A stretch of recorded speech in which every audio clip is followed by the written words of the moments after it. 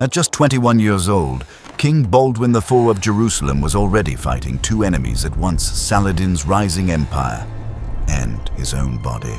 Leprosy had eaten away his fingers, his hands wrapped in silk just so he could still grip a sword. Every step hurt, every command was a battle. Yet on a scorching morning in 1182, this dying king would lead only 750 knights into the path of nearly 30,000 of Saladin's finest warriors. And by nightfall, 2,000 of those warriors would lie dead while Baldwin's tiny force remained almost entirely intact. Historians have argued for centuries about what really happened that day. How could an army outnumbered 40 to 1 not only survive, but completely dictate the battlefield? What new tactics suddenly made Crusader infantry effectively untouchable against the feared Turkish cavalry? And why, despite this miracle, victory did the win actually accelerate the fall of the Kingdom of Jerusalem? By the end of this video, you'll understand how a terminally ill monarch used a revolutionary battlefield formation to break every rule of medieval warfare. You'll learn why Saladin's own chroniclers tried to hide parts of this story. And you'll see how this victory triggered a chain reaction that would doom the Crusader kingdom within just 5 years. But to understand how we get to that unbelievable clash, you need to know the powder keg that was already hissing underneath the Holy Land. Let's go back to 1180, a moment of peace so fragile it was practically already broken. After decades of bloodshed, the Kingdom of Jerusalem and Saladin's expanding Ayyubid Empire had signed a 2-year truce. Both sides were exhausted. Baldwin IV, known as the Leper King, ruled Jerusalem from a position of brilliant intellect but failing flesh. Even as a teenager, he'd shown flashes of tactical genius, but behind the armor, his disease was accelerating. Every year, his physical strength faded. Every year, Saladin's power grew. And Saladin wasn't just any warlord.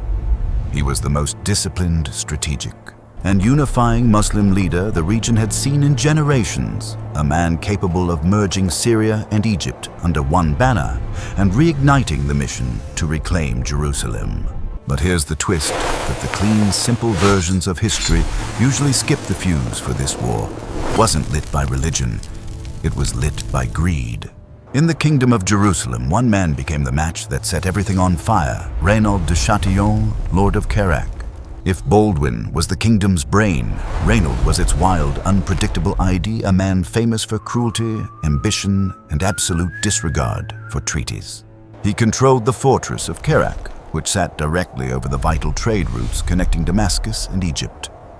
Even during the truce, caravans carrying spices, silk gold, and pilgrims passed under his walls, and Reynaud simply couldn't resist. In late 1181, he ambushed a massive caravan on its way from Damascus to Mecca. One of the travelers happened to be Saladin's own sister.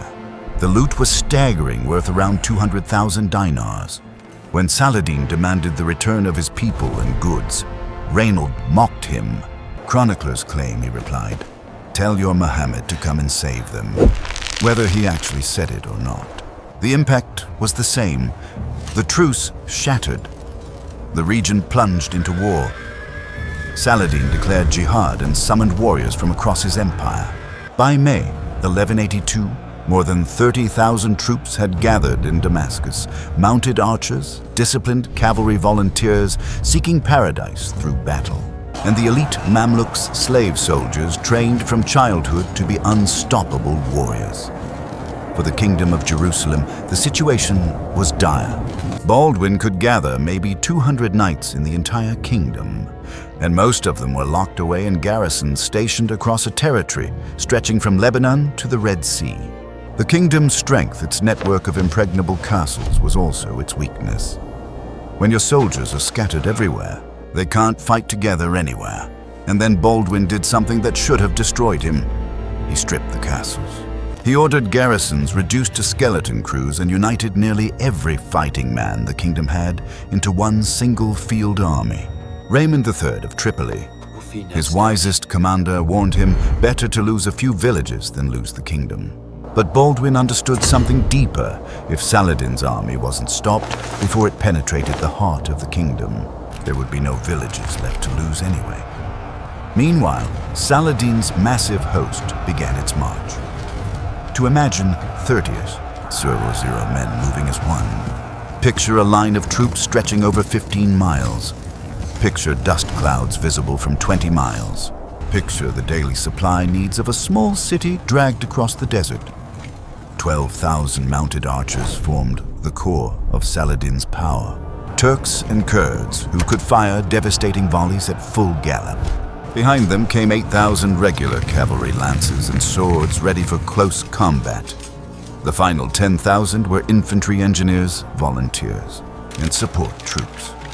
At peak output, this army could fire around 30,000 arrows per minute. The sheer logistics were one of the marvels of medieval warfare, and Baldwin rode out to meet this human avalanche with 750 knights and 400 infantry. But don't underestimate that number.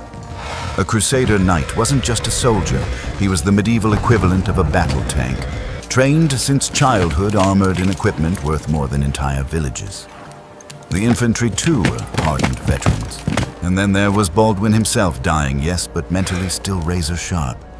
He had to be lifted onto his horse. His fingers were wrapped because they were literally falling apart. But he commanded with the iron will of someone who knew he had nothing left to lose. Baldwin chose to make his stand near Belvoir Castle, a massive fortress perched high over the Jordan Valley. From its cliffs, it controlled the main route from Damascus toward Jerusalem. Saladin couldn't ignore it. He couldn't bypass it. If he did, he risked his entire supply line being cut to pieces.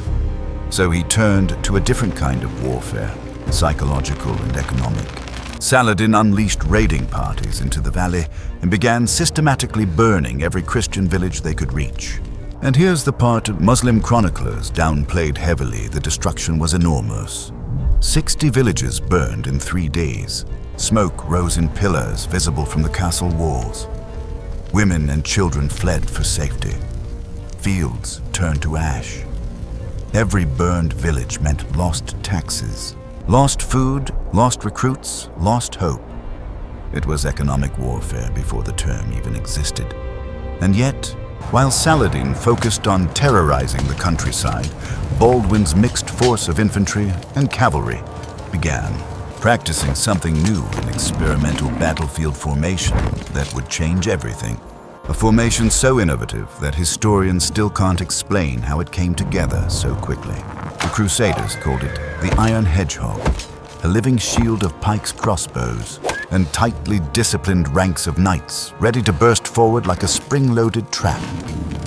At dawn, as sunlight turned Belvoir's limestone walls gold, 2 armies prepared to meet in a battle that would rewrite everything medieval commanders thought they knew. This is where things begin to get unbelievable. Dawn broke over Belvoir like the opening shot of a cinematic battle sequence. From the top of the hill, you could see Baldwin's entire army moving down in a single unified block, an unnatural sight for Crusader forces, who were normally a mix of eager knights charging ahead and infantry scrambling to keep up. But not today.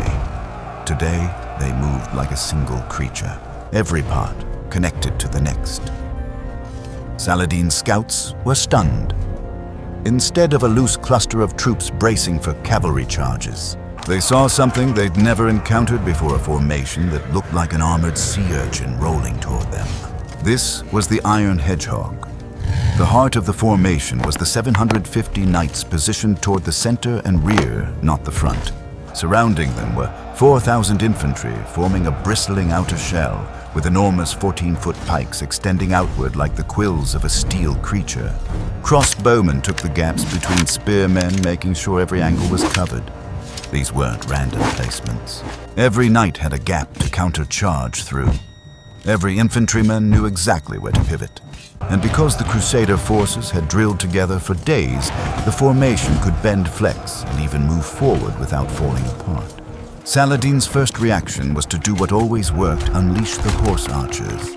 12,000 mounted archers spread out like a dark tide across the plain. They moved as fast as swirling birds galloping sideways, firing volleys, then peeling off before anyone could touch them. The opening salvo darkened the sky, thousands of arrows screaming downward like a lethal storm. Normally, this alone would break most medieval armies. Infantry caught in the open had no chance. But today, the Crusaders raised their shields in a synchronized motion so unified it looked rehearsed. Overlapping shields created an armored shell. Arrows thudded into it harmlessly. The Turkish archers were firing from about 200 yards away, perfect for harassing, bad for penetration. Arrows that could punch through chainmail at 50 yards lost most of their killing power at that distance. The iron hedgehog absorbed the storm and kept moving. Now the real test began. Saladin ordered his heavy cavalry forward. 8,000 thundering horsemen, Mamluks leading the first charge, rode directly at the hedgehog. Remember, Mamluks weren't regular fighters. They were elite warriors, raised from childhood to fight on horseback. Their charges had shattered armies from Spain to Syria. To them, 750 knights hiding behind infantry probably looked like prey. The ground vibrated. The dust rose. And then the impact slammed into the Crusader line. The noise must have been unimaginable. Steel hooves, screams, splintering pikes, cracking shields. The front ranks bent inward from sheer force. Men were thrown back. Horses reared, but the line did not break. It bent like a bow, absorbing the shock instead of shattering. And that's when the Crusaders revealed their next trick. As the Mamluks pulled back to regroup, standard practice, after an initial shock charge, crossbowmen stepped forward and unleashed hell. At 50 yards, a crossbow bolt doesn't just kill, it erases armor. Those bolts punched through Mamluk mail like it was thin leather. In half a minute, 80 elite warriors lay dead or dying on the ground. That exchange alone shocked Saladin's commanders. The Crusaders had turned the most feared cavalry in the region into targets. But at that exact moment, Baldwin, already weak, collapsed from his horse. His disease struck like a hammer. His attendants barely caught him. Even then, lying on a litter, the king continued shouting commands. "Hold formation," he gasped. And they did. Then came one of the oldest tricks in nomadic warfare, the feigned retreat. 500 cavalry charged, touched the line lightly, then turned and fled at top speed, pretending to break in terror. This tactic had destroyed armies for centuries. It relied on one thing: young, impulsive knights seeing victory and sprinting after it. Once separated from infantry support, the knights would be surrounded and wiped out. But the Crusaders didn't move. Not one knight took the bait. They held formation as if anchored to the earth. For Saladin, this was a problem. His entire playbook was failing. So he escalated. The second wave hit from the flank, the third wave from the front. Mounted archers joined in again, firing at point-blank angles as they swept past. And still, nothing broke. Instead, a slow, deliberate shock unfolded. The iron hedgehog began advancing. Not charging, advancing. Step by step by step. Imagine the psychological impact on Saladin's troops. They were used to enemies who panicked, enemies who ran, enemies who broke under pressure. But this formation, it was behaving like a walking fortress, always moving forward, never losing cohesion, never exposing a weakness. Even the best cavalry in the world wasn't prepared to fight a literal steel machine. So Saladin made a massive decision. He ordered a full assault. Every cavalry division all at once. Over 8,000 horsemen accelerated into a single colossal charge. Witnesses later said the earth shook. Dust rose into the sky. Belvoir's walls trembled miles away. When that avalanche of hooves smashed into the hedgehog, the formation should have exploded. Instead, it did something nearly impossible. It flexed. Not straight backward, but in coordinated curves. The sections directly hit would bend back, while the neighboring sections swung inward. This created natural funnels, kill zones, where the attacking cavalry would bunch together. And into those funnels, crossbow bolts fired from 3 angles. At that range, there was no escape. Horses crashed into one another. Riders couldn't maneuver. Knights just braced behind shields and kept pushing. In 20 minutes, 400 more Muslim cavalry were dead. At this rate, Saladin would lose his entire mounted force before the Crusaders lost 100 men. He pulled the cavalry back, regrouped, rethought. Now he tried every trick in the book. Light cavalry darting in from different angles. Small charges of 50 to 100 riders. Hit-and-run attacks. Swarm tactics. And once again, the Crusaders countered with something unexpected. They shot back. Genoese crossbowmen, Europe's elite, had been hidden throughout the hedgehog. Not clumped in the back, but evenly distributed. That meant every section had anti-cavalry firepower. As Turkish horse archers galloped past, thinking their speed kept them safe. Bolts caught them in the side or in gaps of their armor, or even hit their horses. This broke one of Saladin's biggest advantages, the ability to harass without consequence. Now every approach angle was dangerous. The battle devolved into a grinding exchange. Arrows, bolts, charges, countercharges. The Crusaders shot over 8,000 crossbow bolts in this phase alone. But the crucial moment arrived when the Muslim infantry entered the fight. Dismounted warriors came forward in waves, trying to force gaps with sheer numbers. This was the one scenario the Crusaders dreaded: close quarters melee where numbers mattered most. The line shook. Gaps formed. Individual heroes held them. Chronicles name men like Brother William, who held a breach alone for minutes. Sergeant Garcia, who killed 6 attackers before falling. But Baldwin had one more surprise, a hidden command. The hedgehog could attack. At the sound of a horn, gaps opened in the pike wall. Cavalry wedges burst out, smashing into the tired, disorganized infantry outside. The timing was perfect. Muslim troops pushed up against the hedgehog suddenly found knights slamming into their side. In 5 minutes, another 400 were dead. The formation closed again like nothing had happened. Saladin realized he was facing something unprecedented, a defensive formation that could countercharge without collapsing. So he brought out his ultimate weapon, full arrow saturation. Every mounted archer fired at maximum rate. 12,000 riders, up to 30,000 arrows per minute. The sky darkened, shields turned into porcupines. Wounded men screamed, some fell, but the hedgehog had prepared for this. Pavis shields, tall rectangular siege-style shields, were placed throughout the formation, creating mini shelters for reloading and treating the wounded. And still, impossibly, it kept advancing. Even Saladin felt fear in that moment. Because if an army can't be stopped by arrows, shock cavalry, feigned retreats, or swarm tactics, how do you stop it at all? After calculating losses, 2,000 dead already, versus just 180 Crusaders. Saladin made the call that stunned everyone. He ordered a withdrawal, a controlled professional retreat. Because he understood the truth, the Crusaders could be killed. But the cost would destroy his empire, and so the impossible happened. 30,000 warriors retreated from a force of fewer than 5,000. But the victory the Crusaders won that day was also the beginning of the end. When the dust settled and Saladin's horns sounded the retreat, the battlefield fell into an eerie silence. For the Crusaders, adrenaline drained into exhaustion. For the Muslims, the shock of what had just happened spread through their ranks like a cold wind. 30,000 warriors had failed to break a force they outnumbered 40 to 1. Baldwin's iron hedgehog held. As Saladin's troops withdrew slowly, carefully, never allowing themselves to look routed, the Crusaders didn't celebrate. They couldn't. They were too tired to even stand. Many simply dropped where they were, leaning on their weapons, gasping for air. Their shields were stuck with so many arrows, they looked like spiked walls. Some men had to pull arrows out of their armor just to move.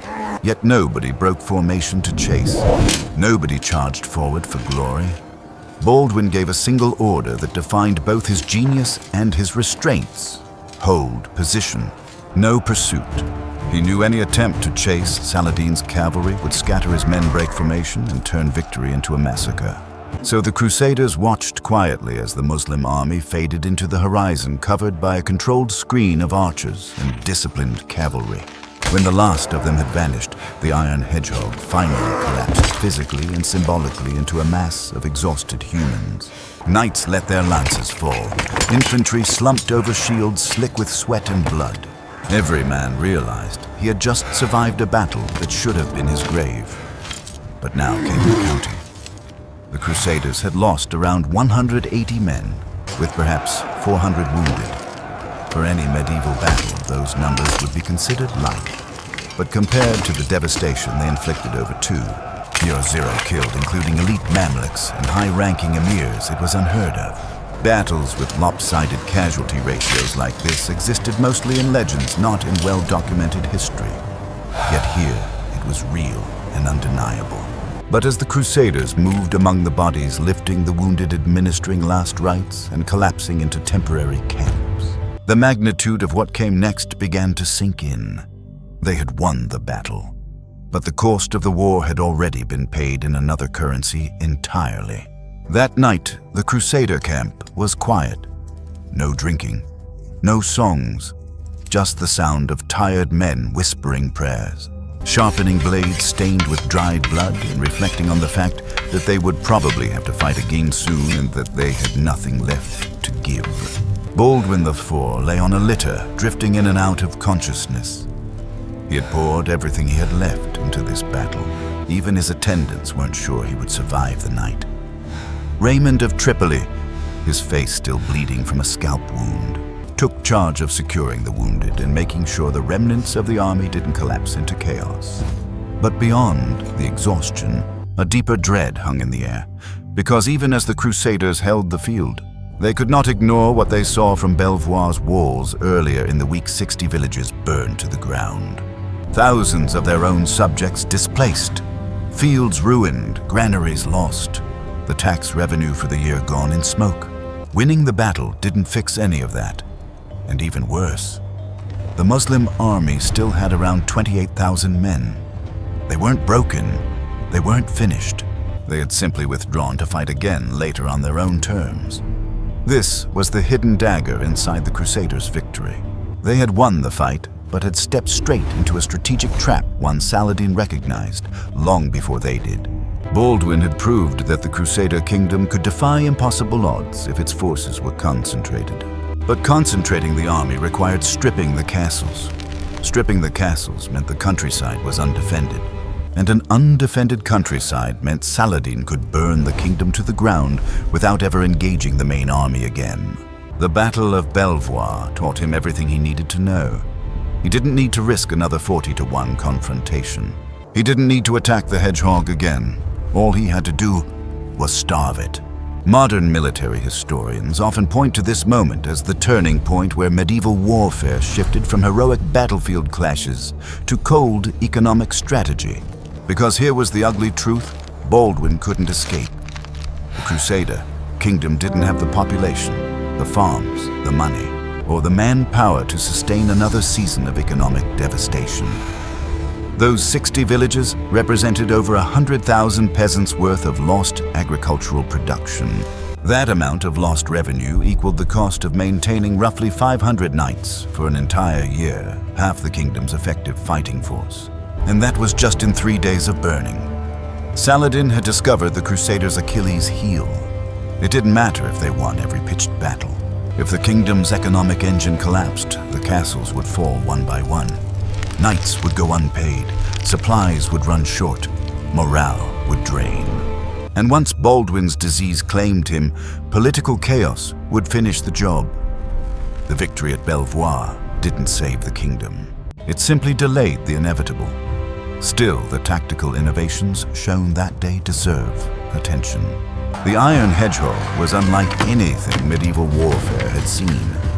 It combined dense infantry pike walls with integrated missile troops, supporting cavalry counter-charges and synchronized movement. It was like a medieval predecessor to the Swiss pike squares and the Spanish tercio formations that would dominate warfare centuries later. But here's the tragedy. The Crusader kingdom didn't have the population or resources to train and maintain such formations consistently. This miracle tactic died with the men who fought at Belvoir. 5 years later, in 1187, Saladin put every lesson from Belvoir into practice at the Battle of Hattin. He avoided direct confrontation with the full Crusader army. Instead, he cut them off from water. He harassed them relentlessly with mounted archers.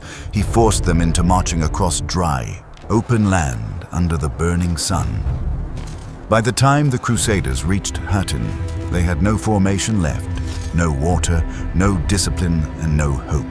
Saladin annihilated them. The kingdom of Jerusalem collapsed almost overnight. Baldwin IV had already died in 1185, his body wasted away by leprosy long before his kingdom fell. He never lived to see the consequences of his greatest tactical masterpiece. He never saw Jerusalem fall to Saladin.